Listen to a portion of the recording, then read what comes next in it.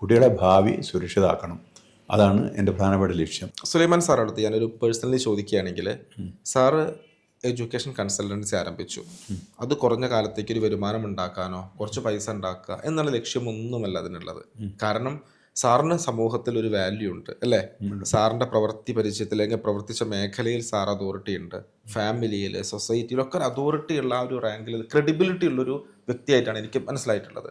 അപ്പോൾ സാറ് ഈ ജിമെഡ് പോലൊരു കൺസൾട്ടൻസ് തുടങ്ങിയതിന് പിന്നിൽ വ്യക്തമായൊരു ലക്ഷ്യവുമുണ്ട്. അത് മണി മോട്ടീവ് അല്ല എന്നുള്ളത് എനിക്ക് ഉറപ്പാണ്. എന്താണ് അതിൻ്റെ പിന്നിലൊരു മോട്ടീവ്?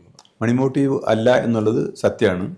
പ്രധാനമായിട്ടുള്ള ലക്ഷ്യം എന്താണെന്ന് വെച്ചാൽ, ഈ എൻ്റെ അനുഭവത്തിൽ തന്നെ ഉണ്ടായത്, ചെറുപ്പകാലത്ത് ഏത് കോഴ്സിന് ചേർന്നാലാണ് ഗുണം എന്നോ അല്ലെങ്കിൽ എങ്ങനെ പഠിക്കണം എന്നോ പറഞ്ഞു തരാൻ ആളില്ലാത്ത അല്ലെങ്കിൽ അങ്ങനത്തെ ഒരു സംവിധാനം ഇല്ലാത്ത കാലത്താണ് ഞാൻ എൻ്റെ പ്രാഥമിക വിദ്യാഭ്യാസം നടത്തുന്നത്. അതുകൊണ്ട് ആ ഒരവസ്ഥ കുട്ടികൾക്ക് ഉണ്ടാവാതിരിക്കാൻ വേണ്ടിയിട്ടും കുട്ടികൾക്ക് റൈറ്റ് പാത്ത് കാണിച്ചു കൊടുക്കാൻ വേണ്ടിയിട്ടും രക്ഷിതാക്കൾക്കുള്ള കൺഫ്യൂഷൻ, കുട്ടിയൊന്ന് ആഗ്രഹിക്കും, രക്ഷിതാവ് വേറെ ആഗ്രഹിക്കും, അപ്പോൾ തമ്മിലുണ്ടാവുന്ന ആ വിഷമങ്ങൾ തീർക്കാനും അവരുടെ ഇടയിൽ ഒരു മീഡിയേറ്റർ രൂപത്തിൽ വർക്ക് ചെയ്ത് അവരെ രക്ഷപ്പെടുത്താനും കറക്റ്റായ കോഴ്സിന് തിരഞ്ഞെടുക്കാനും അതുപോലെ തന്നെ കറക്റ്റായ സ്ഥലത്ത് പഠിക്കാനുമുള്ള ഒരു പ്രവണത ഉണ്ടാക്കാനും വേണ്ടിയാണിത്. ഇന്ന് ഒരുപാട് ആഡ് ഓൺ കോഴ്സുകളുണ്ട്.